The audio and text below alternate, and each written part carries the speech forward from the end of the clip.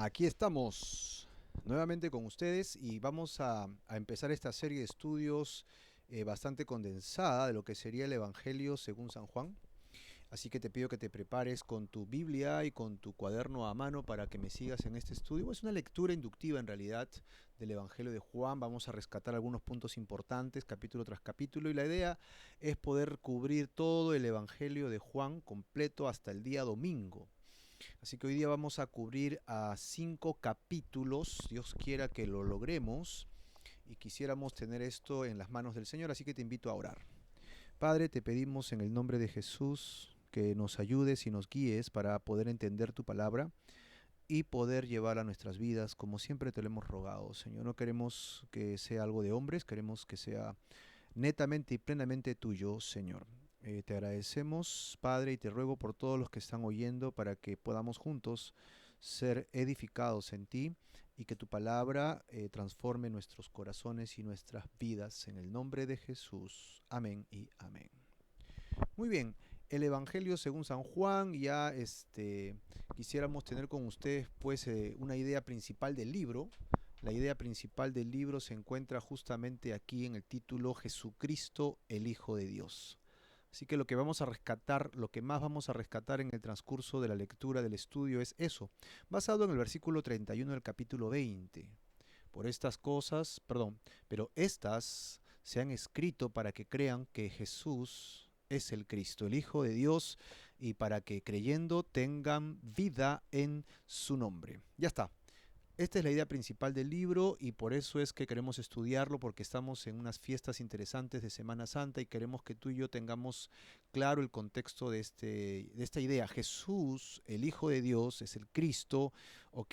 Y yo creo en Él y por eso es que tengo vida eterna. Y la pregunta siempre va a saltar para todos los que estamos escuchando.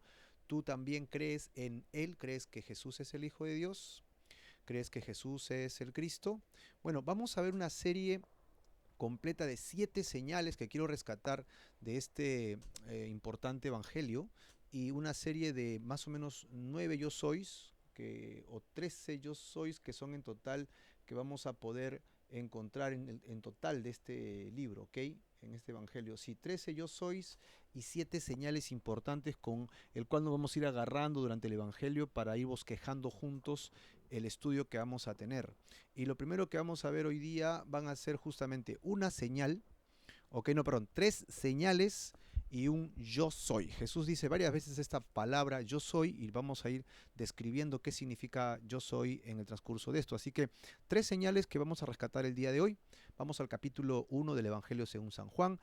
El propósito de Juan, de San Juan, el evangelista que escribió este libro, es en este capítulo demostrar que Jesús es Dios, ¿no? Ya habíamos hablado de que el verbo era con Dios en el principio, habíamos hablado de que el verbo era con Dios y el verbo era Dios, así que está manifestando la divinidad del verbo, correcto, que estaba en el principio. El verso 3 dice que todas las cosas por Él fueron hechas y en Él, en el verbo, estaba la vida y la vida era la luz de los hombres, dice el versículo um, 4, ¿verdad? Y el versículo 5 dice, la luz en las tinieblas resplandece. Versículo 6 luego cambia el giro en el pensamiento hacia Juan el Bautista. No es el mismo autor de este evangelio, correcto, es el Bautista. Y dice por qué vino él. Básicamente porque él venía a dar testimonio, ¿no? Su objetivo era el testimonio y para que diese testimonio de la luz de la cual vine hablando en los versículos anteriores, ¿no? Pues en el versículo 10 dice, en el mundo estaba esta luz y el mundo fue hecho por él, pero el mundo no le conoció. A los suyos vino y los suyos no le recibieron. Pero versículo 12, esto es importante, mas a todos los que le recibieron y a los que creen en su nombre, les dio potestad de ser hechos hijos de Dios. Aquí está clarísimo. Esto no está restringido para algunos seres humanos, es a todos los que le recibieron. Está dirigido hacia todos. Y en el versículo 16 volveremos a encontrar la idea de dirigidos hacia todos. El que cree en su nombre. ¿Crees en el nombre de Jesús? Si tú le has recibido y crees en el nombre de Jesús, entonces tienes el poder, la autoridad recién de ser hecho hijo de Dios. ¿O correcto?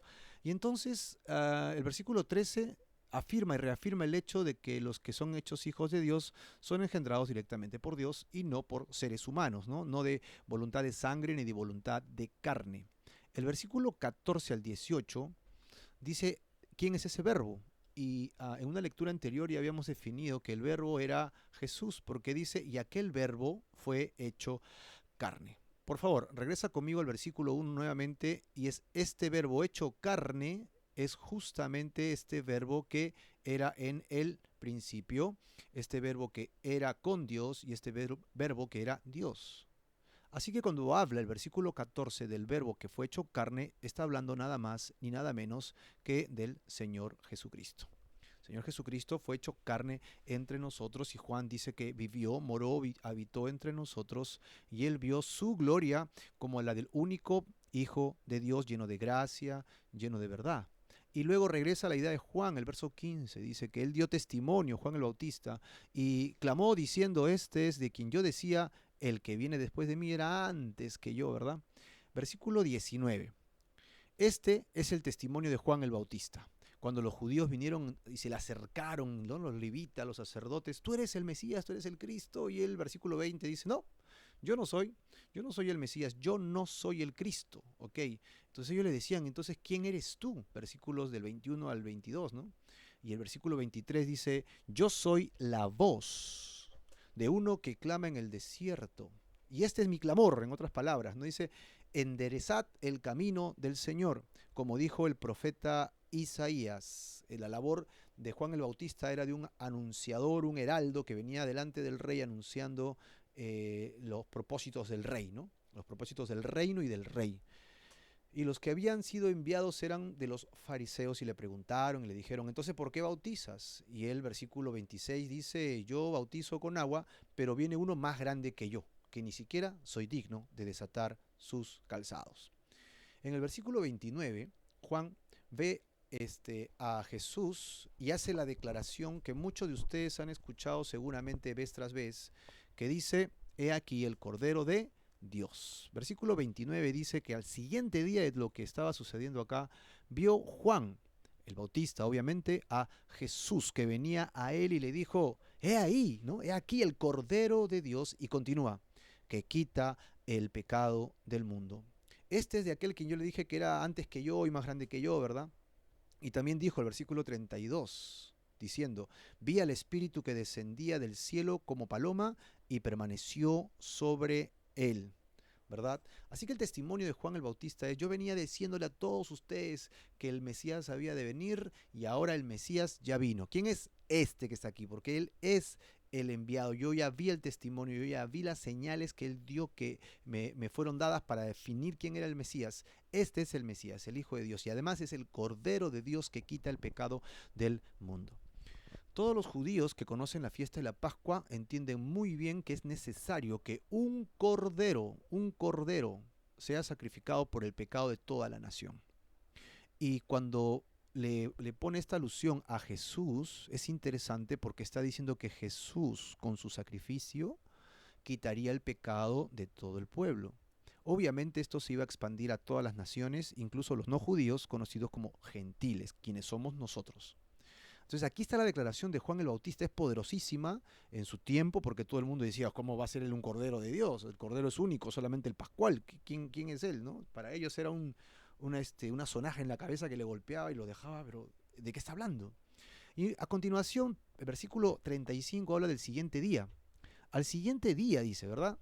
Otra vez estaba Juan y dos de sus discípulos, y mirando a Jesús que andaba por allí, dijo, he aquí el Cordero de Dios. Por segunda vez vuelve a dar este anuncio. Y le oyeron pues dos discípulos, y dejaron de seguir pues a Juan el Bautista y comenzaron a seguir a Jesús, y se quedan con Jesús y ven dónde vive y cómo está, ¿verdad?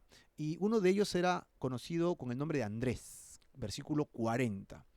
El versículo 41 dice que él tenía un hermano llamado Simón, y le halló y le dijo, he hallado al Mesías, hemos encontrado al Mesías, que ya sabemos que traducido al griego es Cristo, ¿verdad? Y le trajo a Jesús. Y mirándole Jesús le dijo a Simón, tú eres Simón, hijo de Jonás, tú serás llamado Cefas. Ahí está.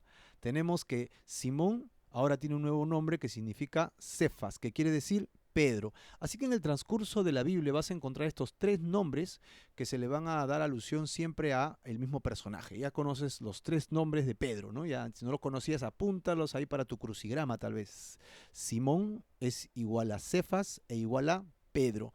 Obviamente, Simón, hijo de Jonás. Recuerden que los apellidos no existían en esa época. Los apellidos eran hijo de quién, ¿no? Descendiente de quién eres, y es que por ahí conozco tu linaje. Y entonces al siguiente día quiso Jesús ir a Galilea y halló a otro personaje, un tercer personaje, y este nombre era Felipe. Y le dijo algo muy simple: Felipe, sígueme. Qué maravilloso es Jesucristo, ¿verdad? Él habla y la persona le sigue. Hoy día también hay un llamado, ¿sabes? Y el llamado es para ti. Así que pon tu nombre. Yo me llamo Marco. Marco, dice Jesús, sígueme. Entonces yo me paro y sigo a Jesús. ¿Y qué tal tú? Si el Señor te llama en esta noche y te dice, sígueme, ¿dejarías todo y seguirías a Jesús? Bueno, en las condiciones que tenemos ahora, probablemente muchos de nosotros ya no tenemos nada que guardar. Y más bien tenemos toda la disposición por hacer algo, y en este momento lo que Dios quiere es que le sigas. Felipe hizo algo, no se quedó callado, sino que fue y buscó a Natanael en el verso 45 y le dijo que había hallado al Mesías, como había escrito Moisés antes en los profetas, ¿no? Y le da el nombre, le dice a Jesús, y lo encuentras acá en el verso 45 al final, ¿no? A Jesús, el hijo de José, y luego le dice el barrio de Nazaret. Y Natanael ningunea pues a los de Nazaret, porque es un barrio así bien pobre, ¿no? Algo bueno puede salir de allí. Entonces Felipe le dice, ven para que veas, pues, ¿no? Si tú no quieres creer. Entonces, versículo 47, cuando Jesús vio a Natanael que se le acercaba, dijo de él lo siguiente, ¿no? Y en voz alta, porque Natanael escucha: he aquí un verdadero israelita, ¿eh? En quien no hay engaño, es lo que él dice. No hay engaño, él no hay mentira. Y Natanael le dijo, ¿de dónde me conoces? Y Jesús le dijo algo sobrenatural. ¿Por qué sobrenatural? Escucha lo que dice, ¿ah? Antes que Felipe te llamara, cuando estabas bajo la higuera, te vi. Nadie sabe qué estaba haciendo Natanael debajo de la higuera. Lo único que suponemos que Natanael estaba haciendo era orando, buscando a Dios, buscando respuesta, buscando dirección, guía, para que Dios le dé sabiduría para que actuar en esos tiempos difíciles como los que vivimos ahora, ¿no? Y entonces tal vez le dijo Natanael a Dios: Señor, dame una prueba de que te quieres que te siga, de que quieres que te haga tu voluntad. Y él estaba debajo de la higuera. Y cuando Jesús le dice, yo te vi debajo de la higuera, ¡oh! ¡Wow! Menuda sorpresa, menuda sorpresa. Y entonces él le responde y le dice esta frase que es impresionante, ¿no? Rabí, tú eres el Hijo de Dios, ¿verdad? Tú eres el Rey de Israel. Mi querido hermano, mi querido escucha, televidente, escucha, ¿no? ¿Tú serías capaz de responder como respondió Natanael y decir de Jesús, tú eres el Maestro, tú eres el Hijo de Dios, tú eres el Rey de mi vida, el Rey de mi corazón? Pues de ahí pueden salir alabanzas preciosas, así que dispón tu corazón a la alabanza, a la adoración, porque Jesús es el Rey, el Hijo de Dios. Respondió Jesús y le dijo, porque te dije esto, ¿me crees? Vas a ver todavía cosas mayores que la que acabas de ver hoy día. Verás el cielo abierto, incluso los ángeles de Dios que suben y descienden sobre el Hijo del Hombre. Y así, al tercer día de esto, entramos al capítulo 2 y entramos a la primera señal que tenemos hoy día, ¿verdad? La primera señal es agua convertida en vino, y todos conocen la historia de las bodas en este lugar llamado Caná en Galilea, ¿correcto? Y lo tenemos así en el versículo 1. Versículo 2 dice, y fueron invitados Jesús con sus discípulos, los que estaban con él. Y faltaba el vino. Ustedes conocen todo el contexto. Y estaban allí, versículo 6, 6 tinajas de piedra de agua, conforme a los ritos que ellos utilizaban para sus ceremonias de purificación, ¿no? La de los judíos, los cuales cabían 2 o 3 cántaros de agua, eran bastante grandes. Y Jesús le dijo, llenen las tinajas de agua. Entonces la llenaron al tope. Verso 8. Entonces les dijo Jesús, saquen ahora lo que había sido agua, ¿verdad? Y llévenselo al que está dirigiendo la ceremonia, al que está dirigiendo los mozos, al maestresala. Entonces se la llevaron. Y cuando el maestresala probó el agua, y ahí está, el agua hecha vino. ¿no? Sin saber él de dónde era. Entonces se sorprendió, llamó al esposo, le dijo, es increíble, el mejor vino siempre se saca al final, tú has sacado el mejor vino antes que todo. O sea, perdón, al revés, ¿no? Primero sacas el buen vino y cuando todos están bien borrachos ya sacas el peor vino, ¿no? Y tú has hecho al revés, tienes un buen almacén de vinos. ¿Cómo sucedió? Y esto fue un milagro porque los sirvientes se dieron cuenta. La mamá de Jesús se dio cuenta. Los discípulos que estaban allí se dieron cuenta. Ahora, ¿para qué hizo Jesús este milagro? Versículo 11 y 12 nos responde la pregunta. El motivo. Hay una motivación detrás de las señales de Jesús. Y espero que no creas que este milagro solamente es un tema casual o un tema que se ha hecho, se ha escrito para que tengamos de qué hablar sobre Dios, ¿no? O sea, Dios es tan bueno que le celebra la fiesta a alguien, pues, ¿no? O sea, le ayuda con el milagro a alguien de hacerle su fiestita, ¿no? Para que no pierda su fiesta. Esa no es la idea no es que tengas una fiesta alegre. La idea era, versículo 11, este principio de señales hizo Jesús en Galilea, en Caná de Galilea, y allí está, manifestó su gloria. Y a continuación dice, y sus discípulos creyeron en él. Si tú has decidido seguir el llamado de Jesús, yo te aseguro que él te va a comenzar a dar señales en tu vida para que actúes conforme al llamado.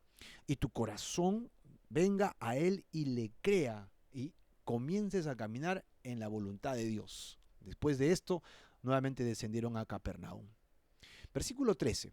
Y estaba cerca la fiesta de la Pascua de los judíos, ¿ok? Subió Jesús a Jerusalén y halló en el templo los que vendían los animales para los sacrificios.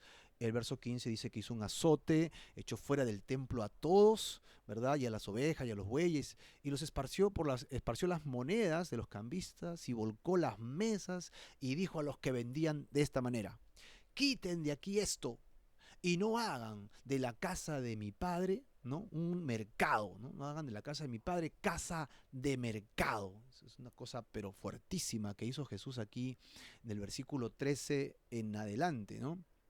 Y entonces se acercaron los discípulos que estaban ahí y se dieron cuenta de lo que decía la Escritura, y Jesús estaba cumpliendo las profecías: el celo de tu casa me consume. Y los judíos dijeron: ¿quién eres tú para que hagas estas señales? Y Jesús le responde algo en el verso 19 que es realmente confrontativo, ¿no? Destruyan este templo. Y Jesús estaba en el templo, ¿no? Y en 3 días lo levantaré. Y ellos decían: tú estás loco, este templo se ha demorado años, 46 años para que pueda ser levantado por Herodes, ¿no? Y tú en 3 días lo vas a edificar.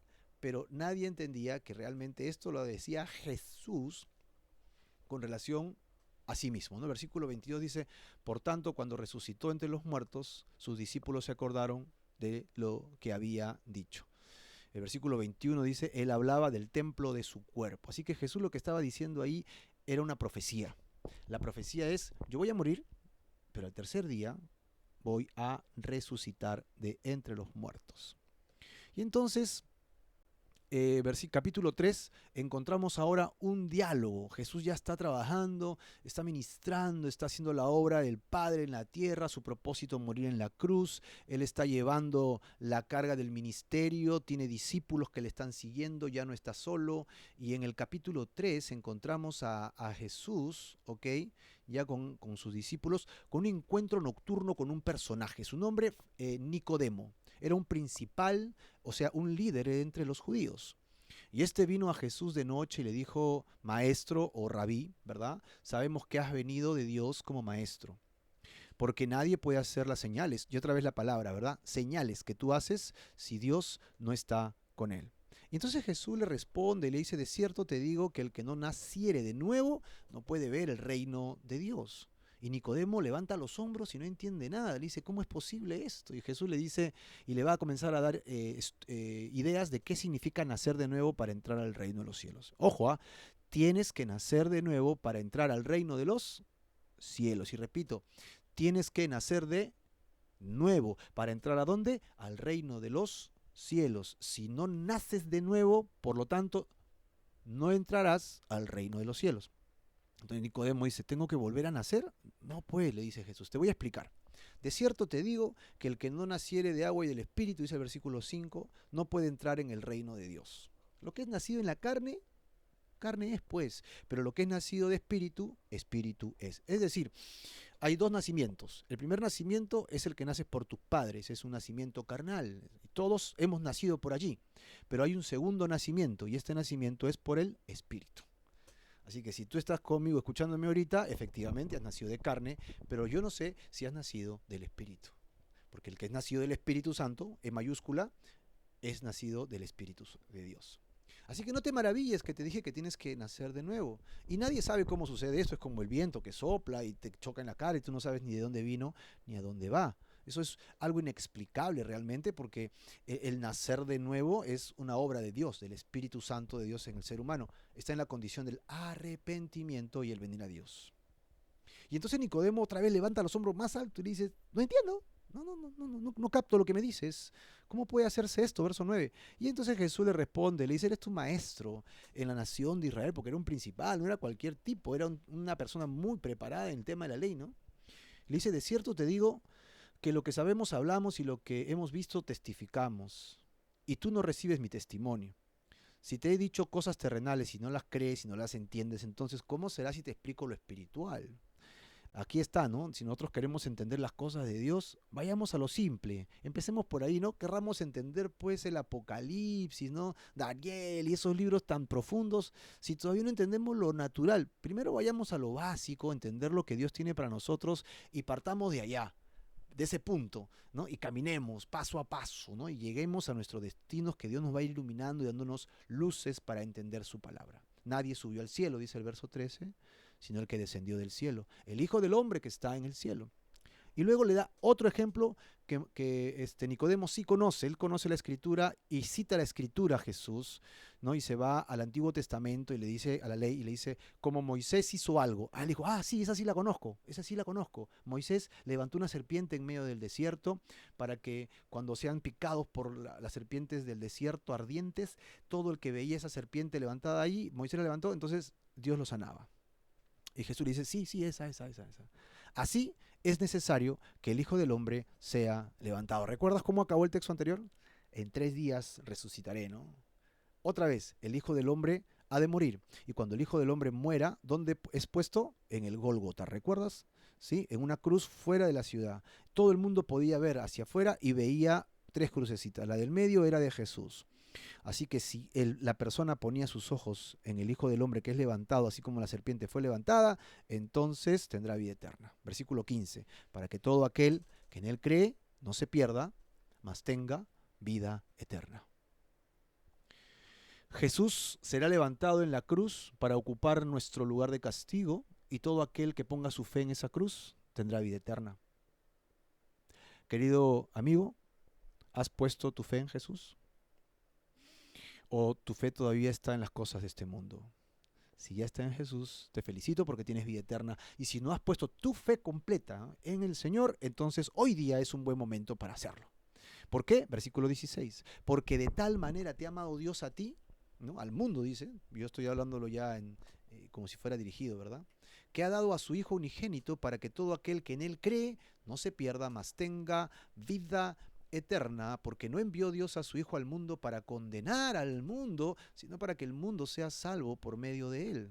Nuevamente, porque de tal manera te ha amado Dios que ha dado a su único Hijo Jesús, para que tú que en él crees no te pierdas, sino que tengas vida eterna. Porque Dios no envió aquí a Jesús para condenarte, Dios envió aquí a su Hijo para que tú seas salvo por medio de él. Es decir, en Jesús no hay condenación.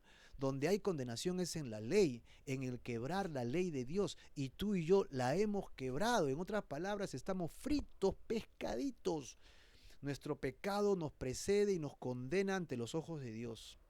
Dios no está condenando con un látigo a la gente para que muera, para que se porte bonito. Dios ha mandado la solución. ¿Quién es? Jesús. Y su amor es inmenso, porque el versículo 16 empieza diciendo, porque de tal manera, ¿no? O sea, es inmenso ese amor que Dios te tiene, que ha hecho algo, ha enviado a su único Hijo por ti. Y es como si te dijeran a ti, afuera hay 10 fumones que quieren robarle la casa al vecino y hacerle daño, pero necesitamos que alguien ocupe el lugar de ellos para que no vayan a la cárcel y no mueran de manera trágica. ¿Estás dispuesto a dar tu hijo para que ellos sean salvados? ¿Y tú qué dirías? Ay no, que estás loco, ¿yo por qué voy a hacer eso?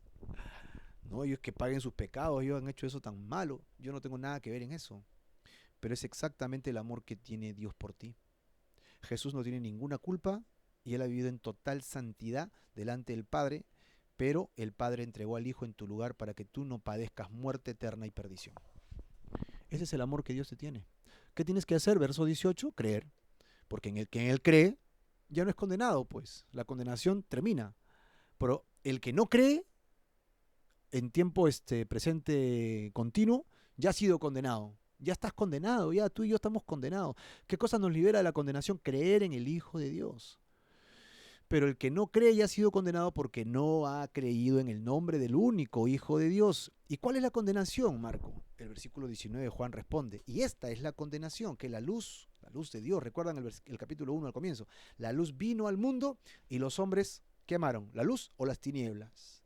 La mayoría de personas ama más las tinieblas que la luz. ¿Por qué? Porque sus obras son oscuras, son malas y no quieren pues que sean descubiertas, no quieren que sean sorprendidas. Entonces abrazan la oscuridad y cuando viene Jesús la rechazan. Si este mensaje te está incomodando, tal vez es porque la luz te está alumbrando. Si este mensaje te está fastidiando, voy a apagar ahorita porque ya me cansó mucha de esta palabra fea. Es porque Dios te está hablando en esta hora y quiere que recibas su luz y te arrepientas de tus pecados. Porque todo aquel que hace lo malo aborrece la luz y no viene la luz, para que sus obras no sean reprendidas. Mas el que practica la verdad viene a la luz, para que sea manifestado que sus obras son hechas en Dios. Y entonces Juan el Bautista estaba, dice, en Enón, y sus discípulos le decían que Jesús bautizaba más que él mismo. Y él les decía en el versículo 28, yo no soy el Cristo, yo se los he dicho. El versículo 30 dice, es necesario que él, refiriéndose a Jesús, que él crezca y que yo desaparezca, que yo mengüe, que yo vaya desapareciendo del escenario, ¿no? Porque el que tiene la única verdad es el Señor, ¿verdad? El que viene de arriba es Jesús. Él sigue hablando, el que viene de arriba es sobre todos, el que viene del cielo es sobre todos. Y él viene a dar testimonio acá en la tierra de lo que vio en el Padre. El verso 35 dice, y el Padre ama a Jesús, que es el Hijo, y todas las cosas ha entregado en su mano. El que cree en el Hijo, ¿qué tiene? Si crees en el Hijo, mira cómo refrenda la idea. Solamente en Jesús hay vida eterna y salvación. Versículo 36. El que cree en el Hijo tiene vida eterna. Pero el que rehúsa creer en el Hijo no verá la vida, sino que la ira de Dios caerá sobre él. Es decir, la ley que condena al hombre cae sobre él y estamos todos condenados allí. Y aquí encontramos un primer yo soy de Jesús y definiremos que este concepto de yo soy está en términos del Mesías. Jesús se encuentra con una mujer ya cuando él va de regreso en Samaria, ¿no? En un pozo. Todos, creo que la mayoría ha escuchado este pasaje y obviamente no vamos a hacer un estudio detallado, pero sí vamos a encontrar que cuando se encuentra con ella en el versículo 7, dice, vino una mujer de Samaria a sacar agua y Jesús le dice, señora, por favor, deme un poquito de agua, usted viene con su cántaro, ahí está el pozo, sáqueme agua para que me dé de beber. Y sus discípulos habían ido a comprar comida, ¿verdad? Y la mujer samaritana le dice, ¿cómo tú, siendo judío, que tenían rivalidad, ¿no? ¿Me pides a mí de beber, que soy samaritana? Ellos no se llevaban bien entre sí. Los judíos y los samaritanos tenían una guerra de historia, una discrepancia de historia muy fuerte, que ya habrá momento para discutirlo. En el versículo 10 Jesús le va a responder, si conocieras el don de Dios, ¿y quién es el que te dice, dame de beber? Tú le pedirías y él te daría agua viva. Entonces la mujer le dijo, Señor, tú no tienes cómo sacarla, yo acá tengo el cántaro y tú no lo tienes. Y el pozo es profundo. ¿De dónde pues tienes tu agua viva? ¿Y acaso eres tú mayor pues que Jacob, quien nos sacó este pozo? Responde Jesús y le dice, cualquiera que bebe de esta agüita va a tener sed otra vez. Verso 14, más el que bebiere del agua que yo le daré, mira las palabras de Jesús, ¿eh? Hay agua que él puede dar, que puede vertir. El que bebe de esa agua no tendrá sed, y repítelo conmigo por favor, no tendrá sed jamás, sino que el agua que yo le daré será en él una fuente de agua que salte para vida eterna. Entonces la mujer se queda sorprendida y le dice, Señor, entonces dame de esa agua, por favor, quiero tomar de esa agua para no regresar más acá. Y Jesús le dice, ve y llama a tu marido. Entonces Jesús va a actuar ahora sobre la condición de esta mujer, ¿no? Para que ella pueda entender lo espiritual de este concepto, Jesús va a hacer ver quién es ella realmente delante de Dios para que encuentre lo más importante, que es la salvación. Ve, llama a tu marido y luego regresa. Ella responde, le dice con la cabeza de repente media agachada, Señor, no tengo marido, no me pidas eso. Y Jesús le dice, bien has dicho, mujer, no tengo marido. ¿Sabes por qué? Porque 5 maridos has tenido. O sea, la mujer era una mujer de muchas parejas, de muchas relaciones. Y el que ahora tienes incluso, él tiene una relación, dice, no es tu marido. Es decir, es marido de otra mujer. Ella es alguien que quita marido, como le dicen en la calle, una quita marido es, ¿no? Es una mujer fea para muchas personas. Y el que ahora tiene no es tu marido es un adúltero, ¿no? Esto has dicho con verdad. Entonces la mujer se siente desenmascarada. ¿Qué pasó? La luz vino a su corazón.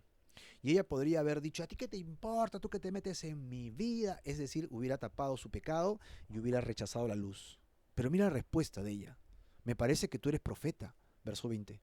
Nuestros padres adoraron en este monte y decían que en Jerusalén era, y se meten temas religiosos, ¿no? Allí ella, que era el tema justamente la discrepancia. Pero Jesús agarra y regresa al tema espiritual y le dice, créeme, que ahora es en el momento que ustedes van a adorar realmente al Padre. Ustedes adoran lo que no saben. Nosotros los judíos, dice Jesús, adoramos lo que sabemos, porque la salvación viene a través de los judíos. Jesús era judío, ¿verdad? Versículo 23. Mas la hora viene, y ahora es, cuando los verdaderos adoradores adorarán al Padre en espíritu y en verdad, porque también el Padre tales adoradores busca que le adoren. Entonces la mujer le dice, sé que ha de venir el Mesías, que es llamado el Cristo. Cuando Él venga, entonces nos va a enseñar todo. Y mira esta revelación del versículo 26. Mira la revelación, ¿ah? Yo soy, le dice. Acá está la palabra. ¿Ya la encontraste? Yo soy el Mesías, pues. Yo soy el Cristo. Yo soy el que habla contigo. Poderosas palabras en un momento de revelación espiritual para una mujer que andaba en pecado, ¿no? Y había sido descubierta en su pecado, y ella dice, no, yo quiero que venga el Mesías, Él realmente me va a dar salvación de esta situación, este pecado que me envuelve y no sé cómo salir. Y él le dice, yo soy el que habla contigo. Entonces vienen sus discípulos, ¿verdad? Y no preguntaron nada por temor. Entonces la mujer lo dejó y se fue a Samaria y le dijo a todos. Y entonces Jesús empieza una interpelación con ellos acerca de las verdades espirituales, que es su alimento real.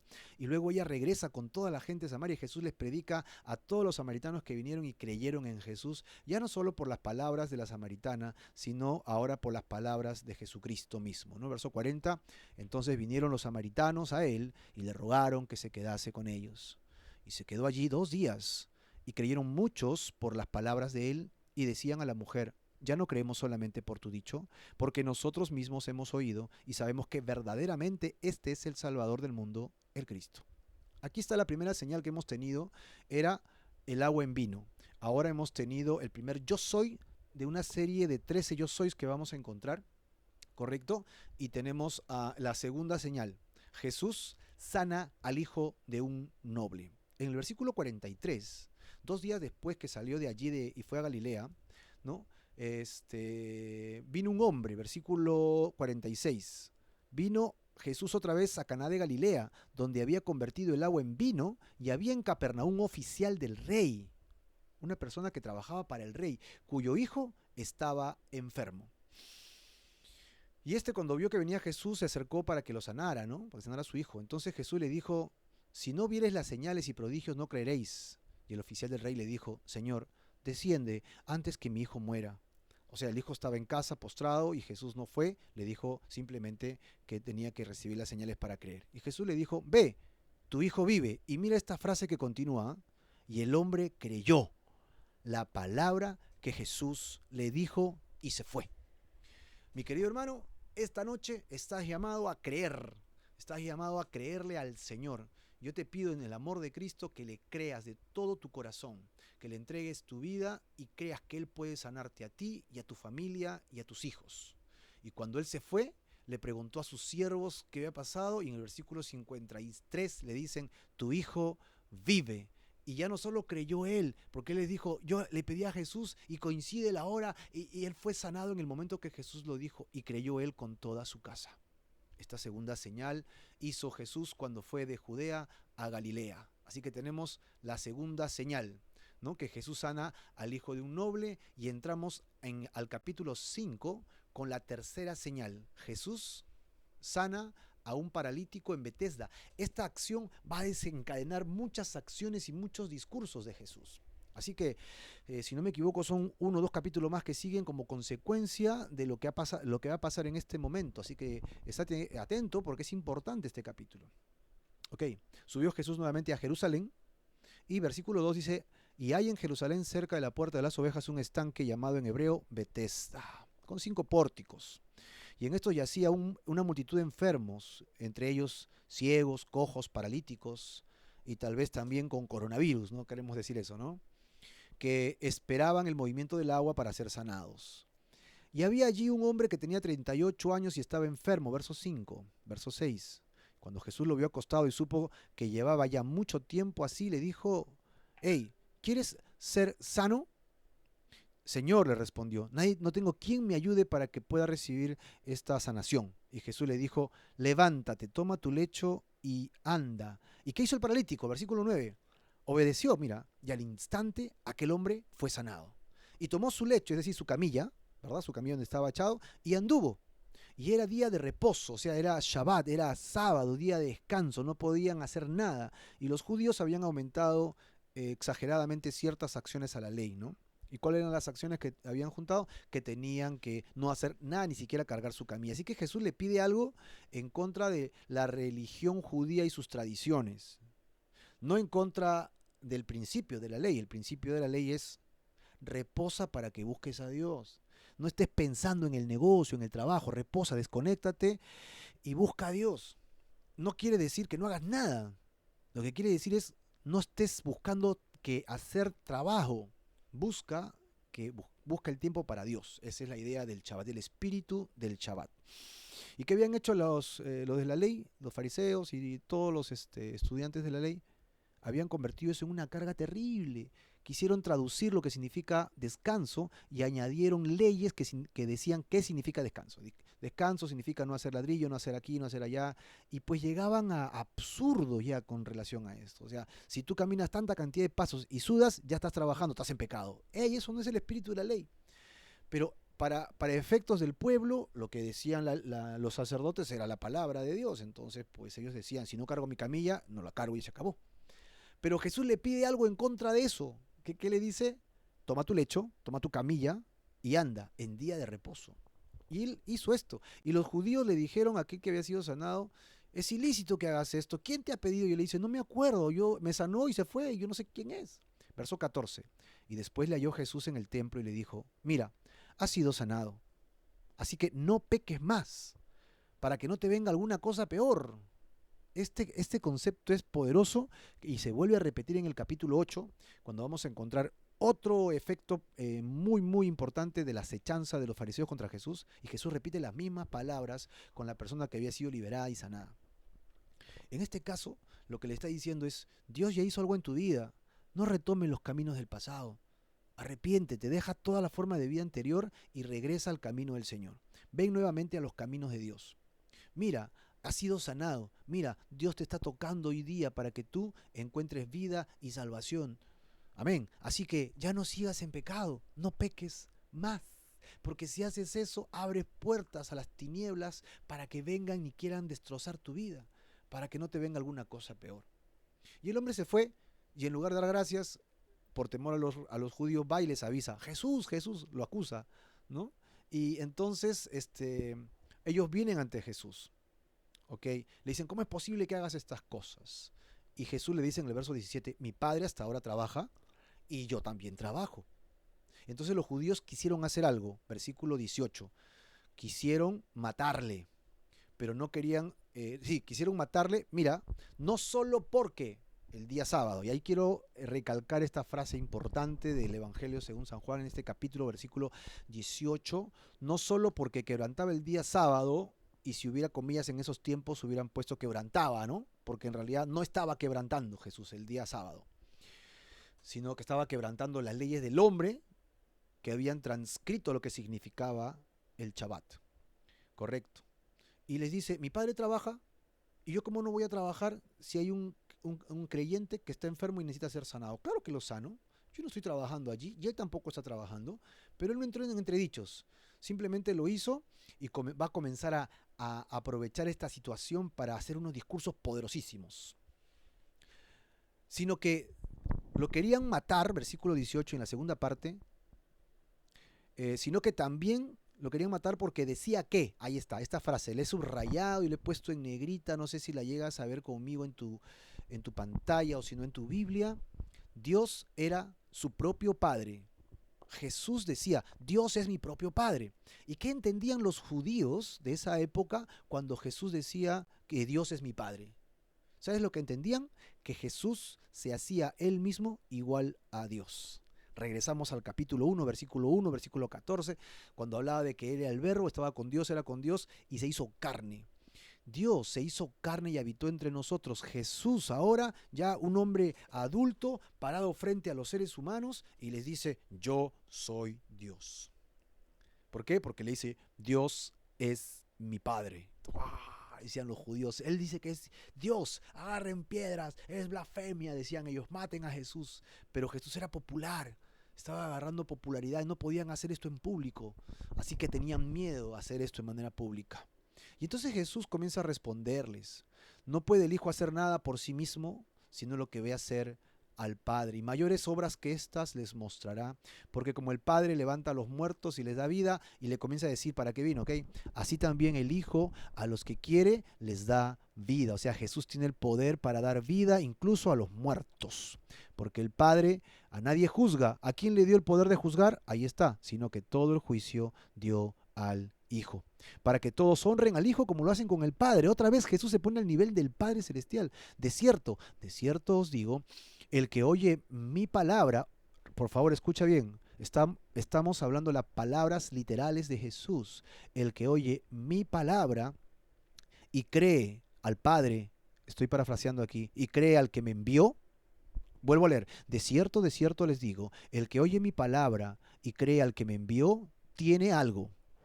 Por favor, en esta noche, en esta hora, tú cree en la palabra del Señor. Lo que estamos leyendo ahora, porque lo estamos leyendo inductivamente, no estamos añadiendo nada a esto, es lo que dice la Biblia, la palabra de Dios, la poderosa palabra de Dios, es verdad.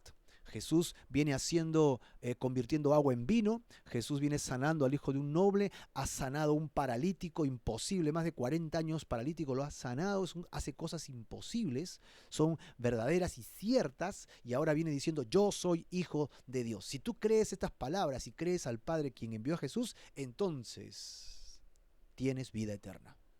Y no vendrás a condenación, más has pasado de muerte a vida. Y de cierto te digo, que viene la hora cuando los muertos se levantarán y vivirán para honrar al Padre, ¿verdad? Y entonces Jesús comienza a hablar del testimonio que él tiene para con Dios, ¿no? Para con nosotros de parte de Dios. Acá tenemos entonces las 3 señales que hoy día hemos aprendido en esta lectura simple del Evangelio, resumida, ¿no? Rescatando versículos importantes, creemos nosotros. Y la primera señal que encontramos es el agua hecha en vino para manifestar que sus discípulos creyeran en él. Y entre línea y línea encontramos que él dice su primer yo soy el Mesías. Un primer yo soy de los 13 que vamos a encontrar acá enlistados en todo el Evangelio. La segunda señal es que sana al hijo de un noble a distancia, ni siquiera cerca. Todo por fe, ¿verdad? Y la tercera señal es una que va a empezar a desencadenar una serie de reacciones de los judíos y unos discursos poderosos donde Jesús revela su divinidad, revela entre palabras y verdades y conductas y cumplimientos de profecías que Él ha venido como el Hijo de Dios para traer salvación y vida eterna, sanando a este paralítico en Betesda. Así que mi querido hermano, mi querido amigo, tú que me estás escuchando en esta hora, déjame decirte que el Señor ha venido para que tú vengas vida, para que tengas vida. El Señor ha venido para que tú tengas vida y vida en abundancia, para que tú te arrepientas de tus pecados y dejes la manera de vivir que tenías y vengas a los brazos del Señor. Tierno Dios, quien quiere darte un gran y amoroso abrazo de bienvenida siempre y cuando te arrepientas de tus pecados. Vamos a orar. Yo quiero invitarte a que recibas al Señor en tu corazón. No quisiera terminar esta lectura del Evangelio de Juan en estos 5 capítulos sin que entiendas lo importante que es que te arrepientas y vengas al Señor. Y que Él tendrá para ti vida en abundancia. Te sanará de tus pecados, te sanará de tus heridas, te sanará de tu dolor, te sanará de tus traumas y te dará una nueva forma de vida, una nueva oportunidad. Te hará nacer de nuevo para que vivas para Él. Señor, queremos darte gracias y pedirte en el nombre de Jesús que por favor bendigas a cada hermano, amigo, amiga que nos esté escuchando a través de este medio y toque su corazón y toque su familia, sane sus heridas, sane sus enfermedades, pero sobre todo que sane sus corazones y que vengan al conocimiento tuyo, que crean que tú eres el Hijo de Dios, quien trae salvación y vida eterna, que descendiste de los cielos como Dios mismo hecho carne y que te despojaste de tu poderío, de soberanía, tu grandeza y tu amor para ocupar nuestro lugar de castigo en una cruz. Tú no necesitabas hacer eso, pero fue tanto el amor del Padre que en concordia contigo viniste acá, Señor, para ocupar nuestro lugar.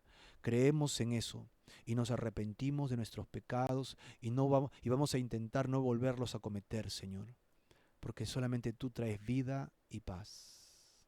Entrégale en esta hora tu corazón al Señor, entrégale tu vida y hazlo con fe, hazlo verdaderamente. Y verás cómo el Señor entra a tu familia, a tu casa y cambiará toda tu historia.